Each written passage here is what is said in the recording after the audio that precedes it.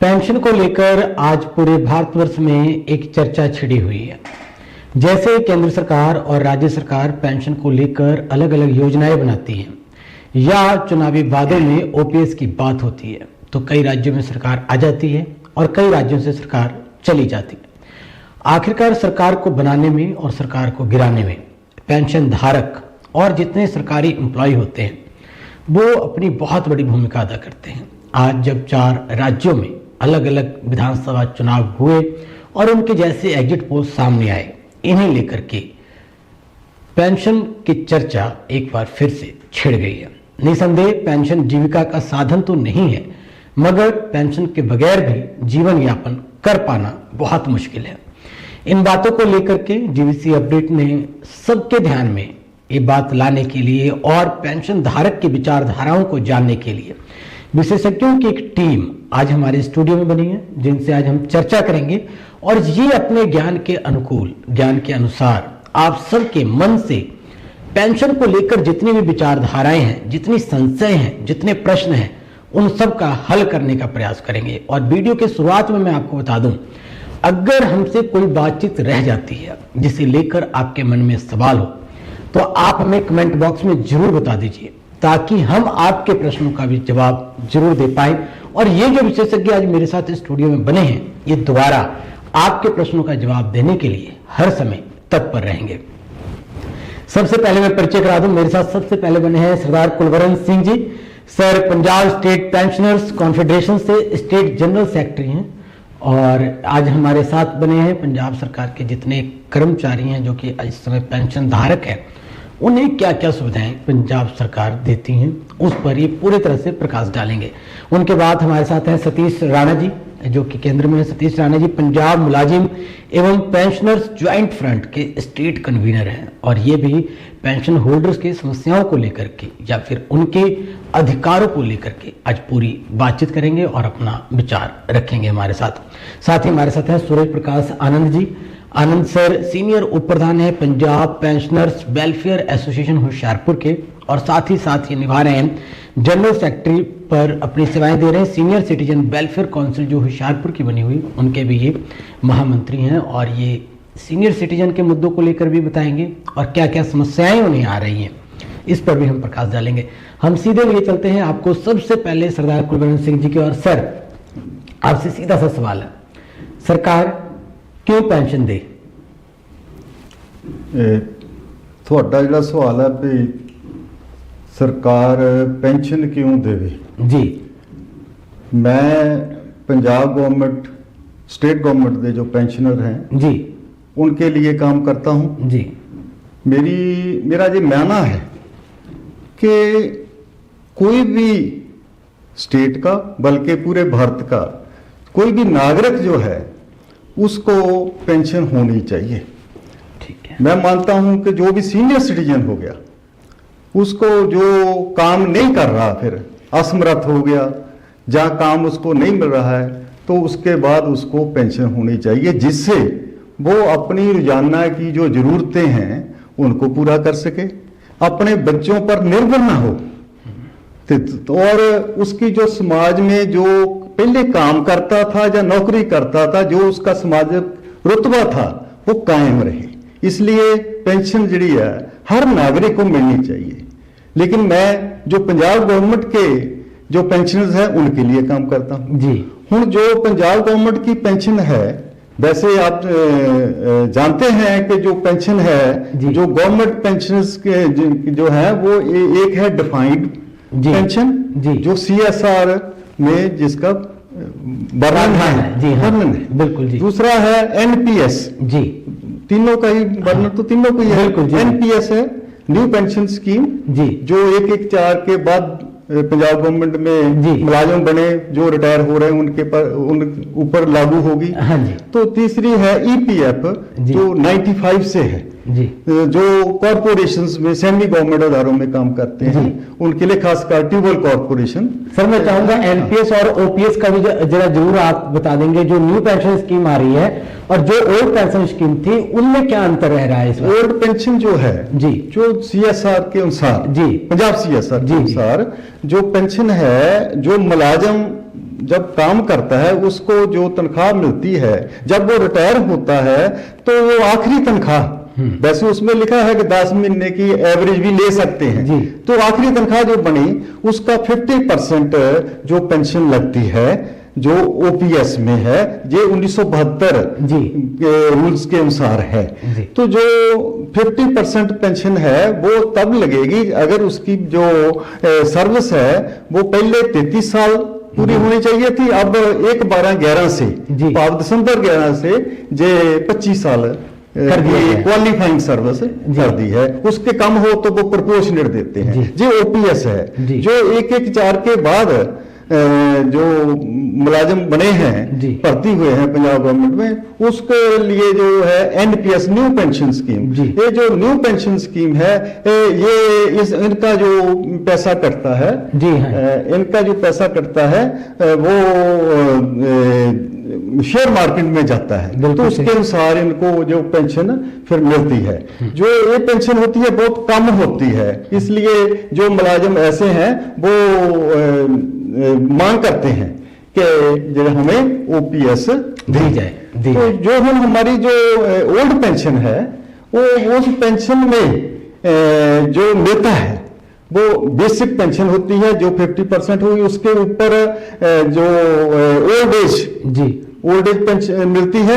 Old age जो है वो निर्धारित है, रेट्स 65 साल, 70 साल, 75 साल, 80 साल, इस तरह 5-10%, 20-15%, फिर 25% इस तरह रेट्स हैं। वो उसमें जोड़कर ओल्ड एज जो पेंशन है, एडिशनल पेंशन भी इसे बोलते हैं, उसको जोड़कर तो उसके ऊपर डीए मिलता है। तो डीए प्लस जो 1,000 रुपया पर मंथ मेडिकल अलाउंस, ये इनको जोड़कर पूरी पेंशन जो बनती है। अब थोड़ा मसला क्या पैदा हो गया पंजाब गवर्नमेंट से, जो पेंशनर्स हैं जी। वो ऐसे है कि एक 16 से पे कमीशन गवर्नमेंट ने बिठाया, अकाली गवर्नमेंट ने जी। सन 16 में। जी। तो उसके बाद कांग्रेस सरकार आ गई, जो पे कमीशन ने रिपोर्ट बहुत लेट दी, उसके बराबर सेंटर की जो पे कमीशन की रिपोर्ट भी आ गई और सन 17 में लागू भी हो गया। लेकिन जो पंजाब गवर्नमेंट का पे कमीशन था उसने रिपोर्ट 3/4/21 को आकर दी, बहुत लेट दी। इसमें हाहाकार मच गई मुलाजिमों में और पेंशनरों में। और उसके बाद जब रिपोर्ट आई तो उसको लागू करते करते ही पेंशनर्स को 29/10/21 के नोटिफिकेशन के तहत जो उनका पेंशन का नोटिफिकेशन हुआ। उसमें हुआ क्या कि जो रिकमेंडेशन थी पे कमीशन की वो उसको नहीं लागू किया जी।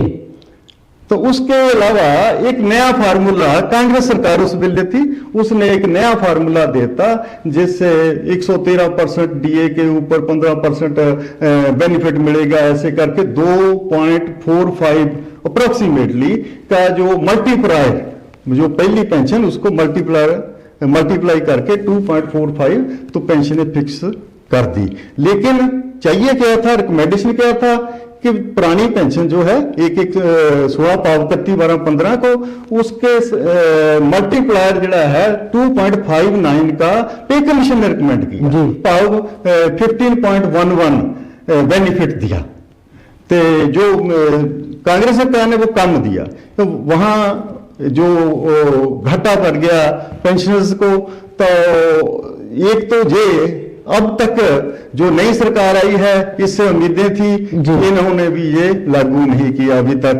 तो जो डिससेटिस्फेक्शन है पेंशनर्स में, तो इसके साथ एक और नया फार्मूला था कि नोशनल फिक्सेशन उसको बोलते हैं, वो एक बखरा फार्मूला था। तो 5th पे कमीशन में जो इनिशियल पे थी, तो जो 6th पे कमीशन में जो इनिशियल पे हैं उनके ऊपर जो इंक्रीमेंट्स बनती हैं वो मिलती हैं, तो वो भी जड़ी लागू नहीं किया, नोशनल फिक्सेशन भी नहीं दी। जो नोशनल फिक्सेशन दी वो भी डिफरेंट फार्मूला, घाटे का फार्मूला लगाकर दी। तो इसलिए पेंशनर्स में सेटिस्फेक्शन जड़ी है नहीं है, सेटिस्फाई नहीं हुए। उसके अलावा जो डीए है वो भी जो पेंशनर्स को मिलना चाहिए था वो सही थे नहीं मिल रहा है।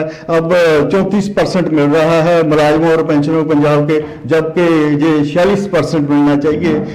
इसके इसके अलावा जो मेडिकल फिक्स मेडिकल मिलता है वो भी कम मिलता है, उससे भी सेटिस्फाई नहीं है। तो भाव एक जनरल डिससेटिस्फेक्शन है, जिसके लिए पेंशनर जोड़ा है वो जतन कर रहा है, पंजाब सरकार से मांग कर रहा है कि हमसे जस्टिफाई करो, जो भी कमीशन ने रिकमेंड किया है वो दो। सर हम वापिस आपकी ओर आएंगे, सो बहुत बहुत धन्यवाद सर, आपने बहुत महत्वपूर्ण जानकारी हमें दी है और हमारे दर्शकों को भी। अब मैं सीधे चलता हूँ सतीश राणा जी की ओर। सतीश राणा जी, आप पेंशन को लेकर के क्या विचार रखते हैं, क्या समझते हैं, पेंशन क्या है? हम जीबीसी अपडेट के आभारी हैं जिन्होंने हमें अपना पेंशन के पक्ष में अपना बात करने का हमें समय दिया। पेंशन पहले जो पेंशन थी हमारे देश में, दो किस्म की पेंशन थी जी। एक थी जिसको ओल्ड पेंशन स्कीम कहते हैं, डिफाइंड पेंशन जी। दूसरा था जो एनपीएस अपने ईपीएस 95 जो कारपोरेशन बोर्ड और इंडस्ट्रियल वर्कर पे होती थी।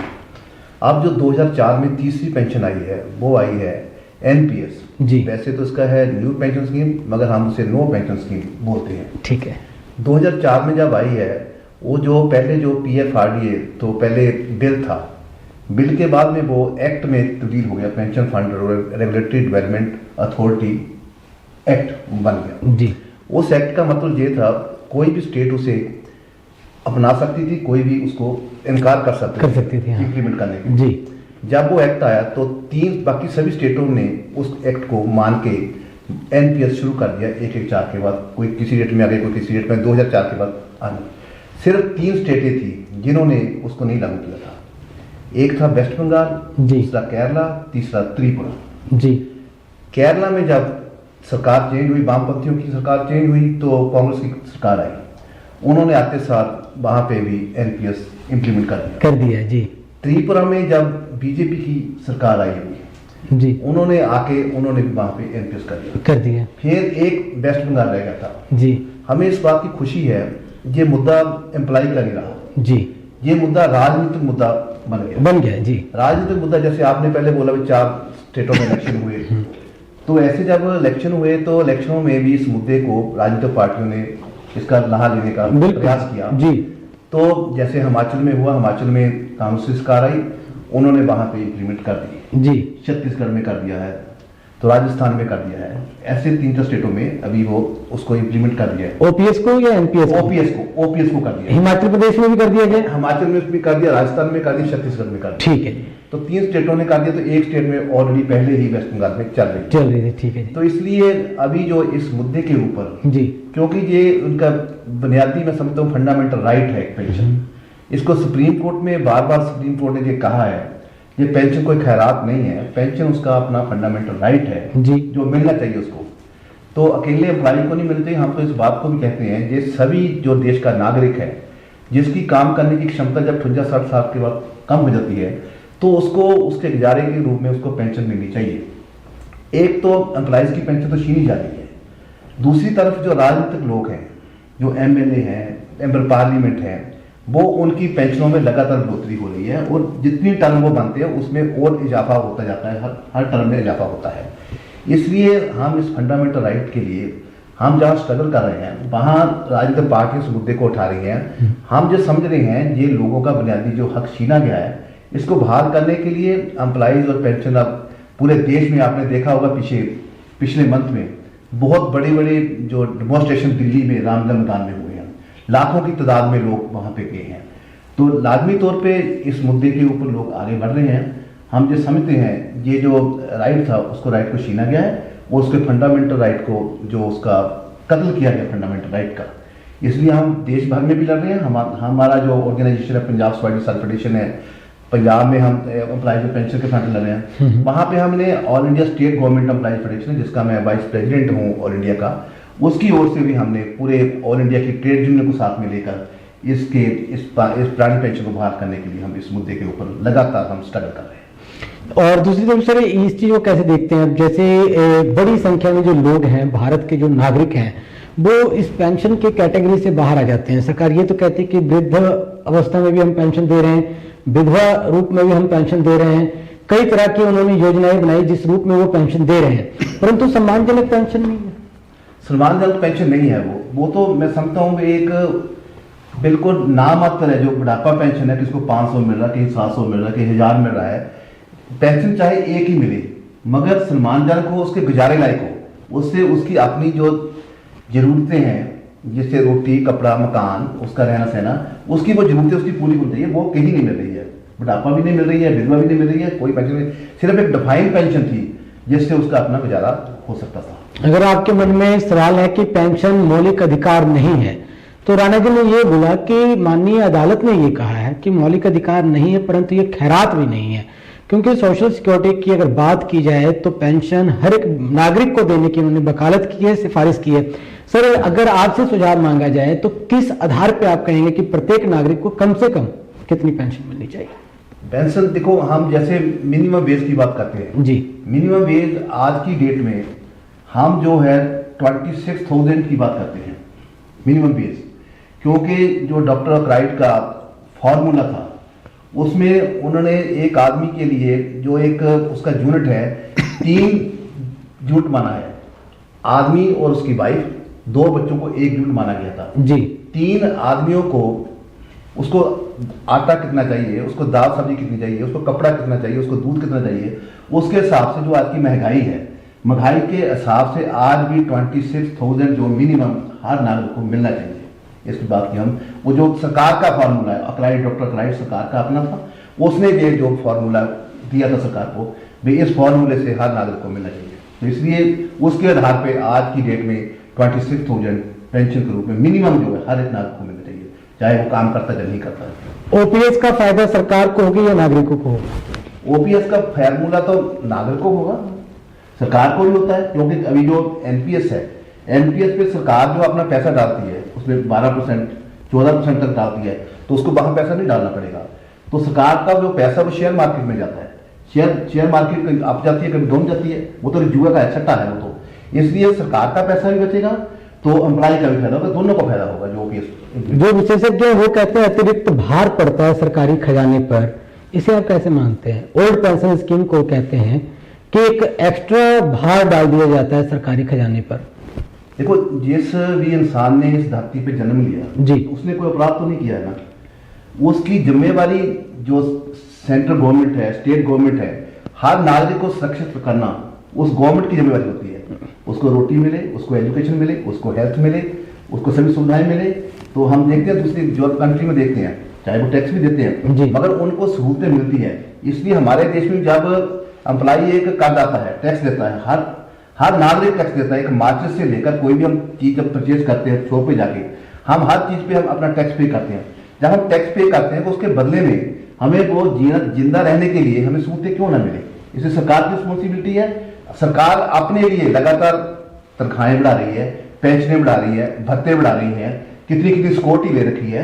पैसा तो असल मैंने में जो पैसे की दुर्बरतों है, वो जो गवर्नमेंट में जो मंत्री हैं, जो एमएलए हैं, एमपी हैं, वो दुर्बरतों कर रहे हैं पैसे की, और कोई नहीं कर रहा है।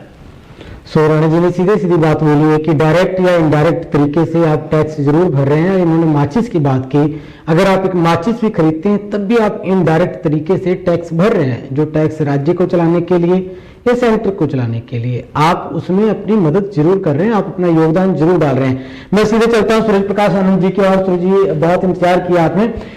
सूरज जी, आपको क्या लगता है आखिरकार आपकी विचारधारा में पेंशन क्या है, क्या समझती हैं आप पेंशन को? पेंशन जो है वो डिफाइन कर चुका है सुप्रीम कोर्ट ऑफ इंडिया।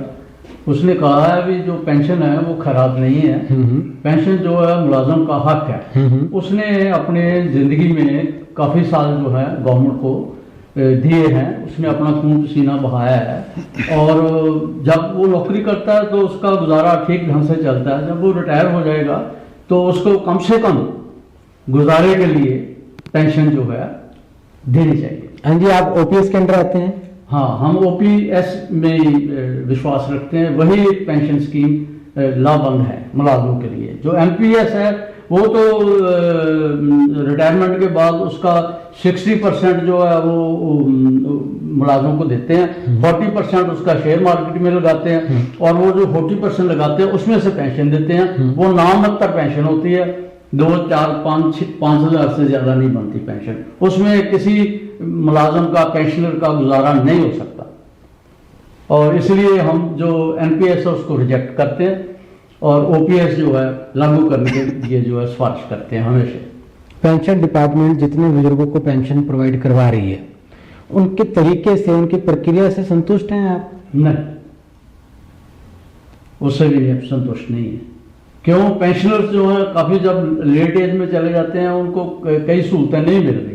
जैसे घर में कोई बैठा चल फिर नहीं सकता, उसको बैंक में जाना पड़ता है, जाके अपना लाइफ सर्टिफिकेट देना पड़ता है, तब उसकी पेंशन रिलीज होती है। वैसे भी जब पैसे निकलवाने हैं बैंक से या पोस्ट ऑफिस से तो लाइन में नहीं खड़े हो सकते एज के अनुसार, तो वो भी सहूलत जो है उनको देनी चाहिए। इनफैक्ट ऑल सीनियर सिटीजन्स को ये सहूलत जो है मिलनी चाहिए। वैसे तो रिजर्व बैंक की इंस्ट्रक्शंस हैं, जो लाइफ सर्टिफिकेट है जो नहीं दे सकता आके बैंक में, तो बैंक की ड्यूटी बनती है, फैसले कोर्ट के हो चुके हैं भाई, उनको पता करना चाहिए पेंशन के घर जाके या कोई टेलीफोन करके आपका क्या हाल चाल है और आपको क्या तकलीफ है, और अपना एम्प्लॉयज जो हैं बैंकों को पेंशनर के पास भेजने चाहिए। आनंद जी, माननीय अदालत कोई फैसला देती है या फिर किसी एक बंद कमरे में बड़े अधिकारियों की बैठक होती है, सीनियर सिटीजन को सम्मान देने की या फिर कोई भी अधिकार देने की जब बात होती है, तो क्या वो ग्राउंड जीरो पर इम्प्लीमेंट होती है? आप मानते हैं? नहीं होती सर।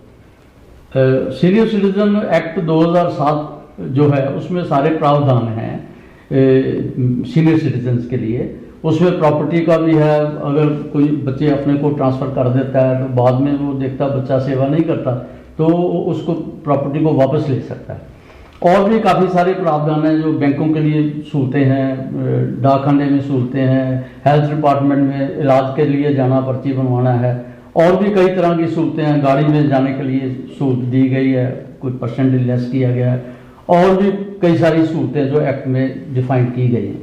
मगर इनफैक्ट जो ग्राउंड लेवल पे जो बात कर रहे हैं आप, ग्राउंड लेवल पर वो जो हमारे ऑफिसर्स हैं वो ठीक ढंग से उसको इम्प्लीमेंट नहीं कर रहे, और उनकी दशा जो है सीनियर सिटीजन्स की जैसे पहली थी वैसे ही है, कोई खास फर्क नहीं पड़ा। आनंद जी, आज आपको दुनिया सुन रही है, अगर आप कुछ मैसेज कन्वे करना चाहते हैं गवर्नमेंट ऑफ इंडिया को और बाकी स्टेट गवर्नमेंट्स को, तो आप क्या मैसेज कन्वे करेंगे जो वो अपने अधिकारियों को निर्देश जारी करें ताकि ग्राउंड जीरो पर काम किया जा सके और सीनियर सिटीजन को उनका बनता सिर्फ अधिकार ही ना मिले, उनका बनता मान सम्मान एक नागरिक के तौर पर प्राप्त हो? एडमिनिस्ट्रेशन को सीनियर सिटीजन से टाइम टू टाइम मीटिंग्स करनी चाहिए। हर महीने मैं तो कहूँगा मीटिंग करनी चाहिए और उनमें उनकी तकलीफें जो है सुननी चाहिए और उसके प्रति ऑर्डर्स जो है पास करने चाहिए एडमिनिस्ट्रेशन को अलग अलग डिपार्टमेंट्स में, ताकि वो सहूलतें हैं वो कर सकें जाए, और उसको उनको सेंसिटाइज भी करना चाहिए सीनियर सिटीजन्स को भी, आपके ये राइट हैं, आप यहाँ ये फैसिलिटी ले सकते हैं। एक आनंद जी, बहुत महत्वपूर्ण सवाल आनंद सर से, क्योंकि आनंद सर सीनियर सिटीजन वेलफेयर जो एसोसिएशन है होशियारपुर, उनके भी जनरल सेक्रेटरी हैं। सर, क्या पेंशन सीनियर सिटीजन को मान सम्मान दिलाने में परिवार में भूमिका अदा करती है? जो बुजुर्ग पेंशन होल्डर हैं उन्हें इज्जत ज़्यादा मिलती है और जो पेंशन होल्डर नहीं है उन्हें इज्जत नहीं मिलती? बिल्कुल, जो पेंशनर्स होल्डर हैं उनकी जो सोशल सिक्योरिटी है जी वो मेंटेन रहती है। घर वाले जो है पूरी इज्जत देते हैं, मान सम्मान देते हैं। जो पेंशनर साथी जिनके पेंशन नहीं ले रहे वो उनकी हालत दयनीय है और काफ़ी उनको परेशानियों का सामना करता है, चाहे उनका इलाज खास तौर पर हेल्थ का जो प्रॉब्लम्स हैं हाँ जी, वो रहती हैं और उनका ठीक ढंग से इलाज नहीं होता। कुलवंत जी, आपसे भी यही सवाल है, सीधा आपकी ओर चले आते हैं। पेंशन वृद्धावस्था में जब सीनियर सिटीजन आप होते हैं, जब आपकी उम्र बढ़ती है तो आपको पारिवारिक मान सम्मान दिलवाती है, और जिनको पेंशन नहीं मिलता क्या उनको भी वैसी मान सम्मान, वही जिंदगी मिल पाती है? मैं पहला भी हाँ जी, ਇਹ ਗੱਲ ਕਹਿ ਚੁੱਕਾ ਕਿ ਜਿਹੜੀ ਪੈਨਸ਼ਨ ਆ ਹਰ ਨਾਗਰਿਕ ਨੂੰ ਮਿਲਣੀ ਚਾਹੀਦੀ ਆ। ਜਦੋਂ ਪੈਨਸ਼ਨ ਮਿਲ ਰਹੀ ਆ ਪਰਿਵਾਰ ਦੇ ਵਿੱਚ ਸੀਨੀਅਰ ਵਿਅਕਤੀ ਨੂੰ, ਤਾਂ ਉਹ ਆਪਣੀਆਂ ਇੱਕ ਤਾਂ ਜਿਹੜੀਆਂ ਰੋਜ਼ਾਨਾ ਦੀਆਂ ਲੋੜਾਂ ਆ जी ਉਹਨਾਂ ਨੂੰ ਪੂਰਾ ਕਰ ਰਿਹਾ। जी ਰੋਜ਼ਾਨਾ ਦੀਆਂ ਲੋੜਾਂ ਆ जी जी है बिल्कुल जी। दैनिक, हाँ जी, ਰੋਟੀ ਕੱਪੜਾ ਮਕਾਨ ਸਿਹਤ ਸਿੱਖਿਆ ਰੁਜ਼ਗਾਰ राइट राइट, ਫਿਰ ਸੋਸ਼ਲ ਸਿਕਿਉਰਿਟੀ ਸਰਕਾਰ ਨੇ ਪ੍ਰਦਾਨ ਕਰਨੀ ਆ Sure. ਉਹ ਪੈਨਸ਼ਨ ਦੇ ਰੂਪ ਵਿੱਚ ਵੀ ਤਾਂ ਅਦਰਵਾਈਜ਼ ਵੀ ਸਿਕਿਉਰਿਟੀ ਵੀ ਅਦਰਵਾਈਜ਼ ਕਰਪਸ਼ਨ ਫ੍ਰੀ ਮਾਹੌਲ ਵੀ ਦੇਣਾ ਸਰਕਾਰ ਨੇ। ਹੁਣ ਜਦੋਂ ਪੈਨਸ਼ਨ ਬਜ਼ੁਰਗ ਨੂੰ ਮਿਲ ਰਹੀ ਆ ਤਾਂ ਬੱਚਿਆਂ ਨੂੰ ਆਸ ਹੁੰਦੀ ਆ, ਘਰ ਦੇ ਵਿੱਚ ਪੋਤੇ ਪੋਤੀਆਂ ਵੀ ਹੈਗੇ ਆ, ਬੱਚੇ ਆਪਣੇ ਈਵਨ ਪਰਿਵਾਰ ਦੇ ਵਿੱਚ ਲੜਕੇ ਜਿਨ੍ਹਾਂ ਦੇ ਕੋਲ ਨਾਲ ਰਹਿ ਰਹੇ ਆ ਅਸੀਂ ਬਜ਼ੁਰਗ, ਤਾਂ ਉਹ ਕਈ ਵਾਰ ਉਹਨਾਂ ਨੂੰ ਨੌਕਰੀ ਨਹੀਂ ਮਿਲਦੀ, ਜੇ ਮਿਲਦੀ ਵੀ ਆ ਤਾਂ ਬਹੁਤ ਥੋੜੇ ਪੈਸਿਆਂ ਤੇ ਮਿਲੀ ਹੋਈ ਹੁੰਦੀ ਆ, ਤਾਂ ਉਹ ਪੈਨਸ਼ਨ ਜਿਹੜੀ ਬਜ਼ੁਰਗ ਲੈ ਰਿਹਾ ਉਹ ਤੇ ਗੁਜ਼ਾਰਾ ਕਰਦੇ ਆ। ਤਾਂ ਜਦੋਂ ਬਜ਼ੁਰਗ ਤੇ ਡਿਪੈਂਡੈਂਟ ਬੱਚੇ ਹੋਣਗੇ ਜਾਂ ਬਜ਼ੁਰਗ ਖੁਦ ਜਿਹੜੇ ਸਮਰੱਥ ਹੋਣਗੇ ਤਾਂ ਕੁਦਰਤੀ ਆ ਉਹਨਾਂ ਦੀ ਇੱਜ਼ਤ ਜਿਹੜੀ ਆ ਘਰ ਦੇ ਵਿੱਚ ਵੀ ਤੇ ਸਮਾਜ ਦੇ ਵਿੱਚ ਵੀ ਜਿਹੜੀ ਆ ਉਹ ਉਹਨਾਂ ਦੀ ਇੱਜ਼ਤ ਵੱਧ ਹੋਊਗੀ, ਸਮਾਜ ਦੇ ਵੀ ਉਹ ਸਹਾਇਤਾ ਕਿਸੇ ਨਾ ਕਿਸੇ ਰੂਪ ਵਿੱਚ ਕਰਦੇ ਰਹਿਣਗੇ। ਤੇ ਜੇ ਕੋਈ ਪੈਸੇ ਨਹੀਂ ਹੋਣਗੇ ਤਾਂ ਜਿਹੜੀ ਆ ਨਾ ਸਮਾਜ ਦੇ ਵਿੱਚ ਕੋਈ ਸਹਾਇਤਾ ਕੀਤੀ ਜਾ ਸਕਦੀ ਆ ਤੇ ਬੱਚੇ ਜਿਹੜੇ ਆ ਉਹ ਵੀ ਫਿਰ ਕਹਿਣਗੇ ਵੀ ਬਜ਼ੁਰਗ ਸਾਡੇ ਤੇ ਬੋਝ ਹੀ ਆ। ਦਾਦਾ ਜੀ। ਬਜ਼ੁਰਗ ਖੁਦ ਆਪ ਵੀ ਮਹਿਸੂਸ ਕਰਦੇ ਆ ਵੀ ਮੈਂ ਬੱਚਿਆਂ ਤੇ ਡਿਪੈਂਡੈਂਟ जी।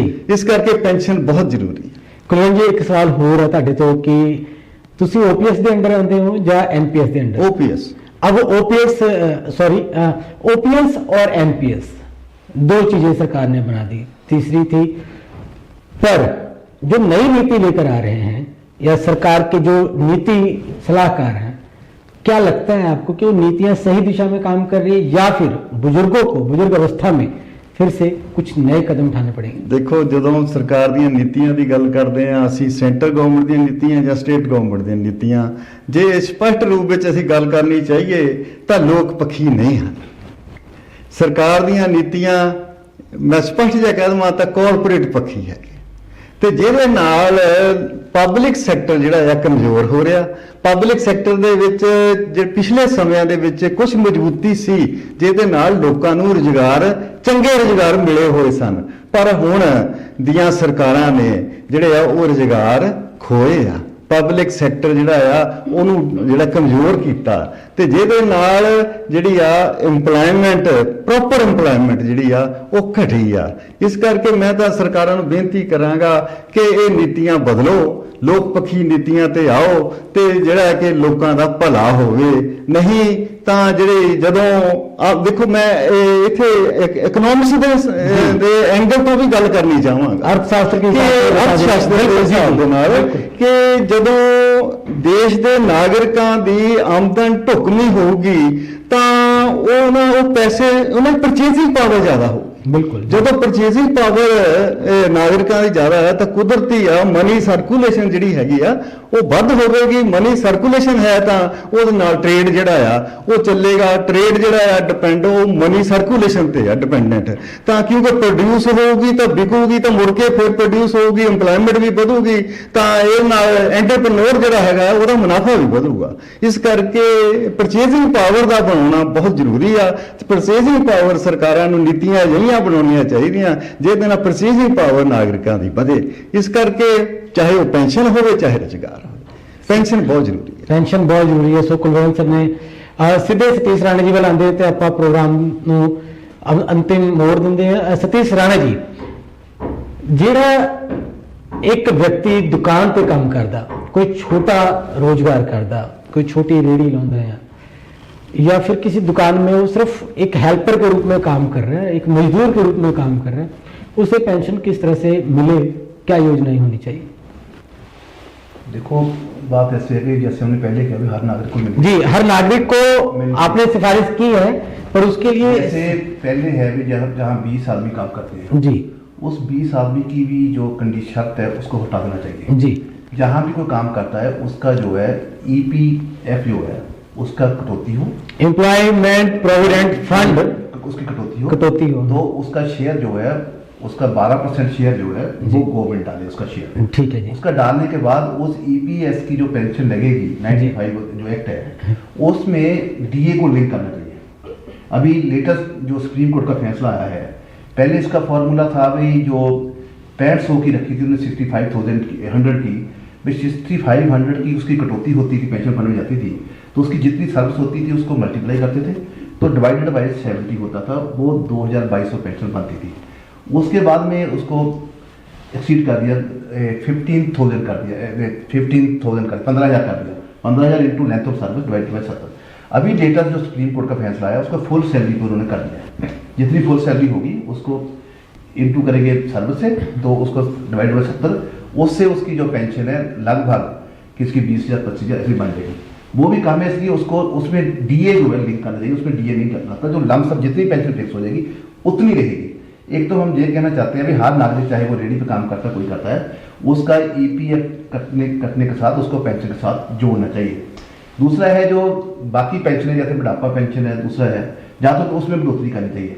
आप हैरान होंगे कि जो सीनियर सिटीजन की बात करते थे, पहले सीनियर सिटीजन को जो ट्रेन में सफ़र करते थे उसमें थोड़ी कफ़ायती मिल जाती थी उसको सफ़र करने वक्त। जब कोरोना पीरियड आया वो भी बंद कर दिया गया, उसकी जो टिकट है उसको किराया फुल लगता है, जितना आम नागरिक का लगता है उतना सीनियर सिटीजन का लगता है।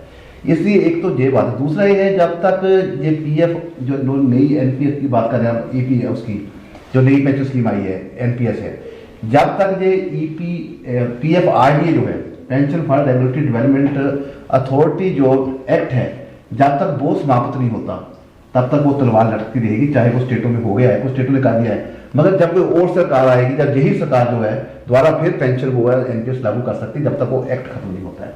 वो एक्ट खत्म होना चाहिए। दूसरी बात जो कुलवंत जी पहले कहते थे, जो ओल्ड पेंशन स्कीम है असल मैंने में वही लाभदायक है। आज भी जो मैं रिटायर हुआ, अभी मैं ईपीएस की 95 पेंशन से हुआ हूँ, 39 साल के ऊपर मैंने सर्विस की है डिपार्टमेंट में, पंजाब वाटर सोर्सेज जिसको टूल कॉर्पोरेशन बोलते थे। आज मुझे सिर्फ 45 रुपये पेंशन मिलती है। मेरी माता जी को जो है मिलती है, उनको फैमिली पेंशन मिलती है, उनकी पेंशन मेरे से ज़्यादा है, तो उनको मेरा सहारा, मैं उनका सहारा, वो मुझे मुझे चाहिए उनका सहारा, मगर वो मेरा सहारा मानते हैं जब मुझे जरूरत पड़ती है। इसलिए जो ओल्ड पेंशन स्कीम है उससे सिर्फ उनके बच्चे ही नहीं, उनके आगे जो पोते पोतियां हैं, पोते दोतियां हैं, उनका भी सहारा बनती है ओल्ड पेंशन स्कीम, क्योंकि एजुकेशन महंगी हो रही है, इलाज महंगा हो रहा है, अनएम्प्लॉयमेंट बढ़ रही है। इसलिए ओपीएस ही है जो लाभदायक है। हर नागरिक को गुजारे जो उसकी जिंदा रहने के लिए उसको पेंशन के रूप में लाजमी तौर पर मिलना चाहिए, हर नागरिक को मिलना चाहिए। हम ये कहना चाहते हैं। वेरी गुड, ठीक है, thank you so much sir. Suraj Prakash Anand ji sir, मैं सीधे आपकी ओर आऊंगा और अंतिम विचारधाराओं में हम आप बताना चाहेंगे हमारे दर्शकों को या फिर देश के नौजवानों को कि ओपीएस लाभदायक है या एनपीएस लाभदायक है, या फिर ये दोनों चीजें बंद हो जानी चाहिए। मेरे साथियों ने बड़े डिटेल में ओल्ड पेंशन स्कीम जो है वही बेहतर बताई है, मैं उनसे पूरी तरह सहमत हूँ। ओल्ड पेंशन स्कीम ही पेंशन स्कीम है।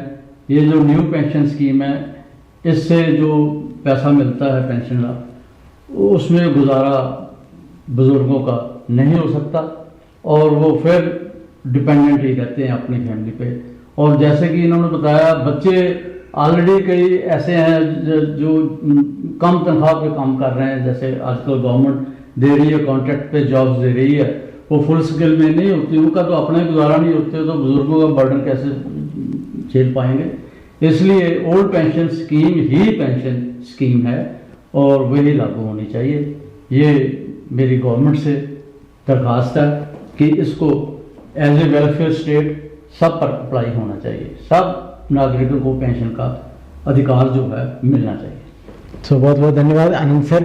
और इसके साथ ही हम आप सबसे भी इजाजत लेंगे। आखिरकार विशेषज्ञों ने अपने अपने विचारधाराओं से पेंशन स्कीम पे और पेंशन होल्डर्स पर क्या क्या बीत रही है और क्या क्या उनकी सोच है, क्या मानसिकताएं हैं, इन पर बहुत बखूबी तरीके से प्रकाश डाला है। उम्मीद है आप सबको ये कार्यक्रम बहुत पसंद आएगा और अगर कुछ रह गया हो तो आप कमेंट बॉक्स में हमें कमेंट करके आप सवाल पूछ सकते हैं। आपके प्रत्येक सवालों का जवाब देने का प्रयास किया जाएगा। मुझे दीजिए इजाजत, तब तक के लिए जय हिंद, जय भारत।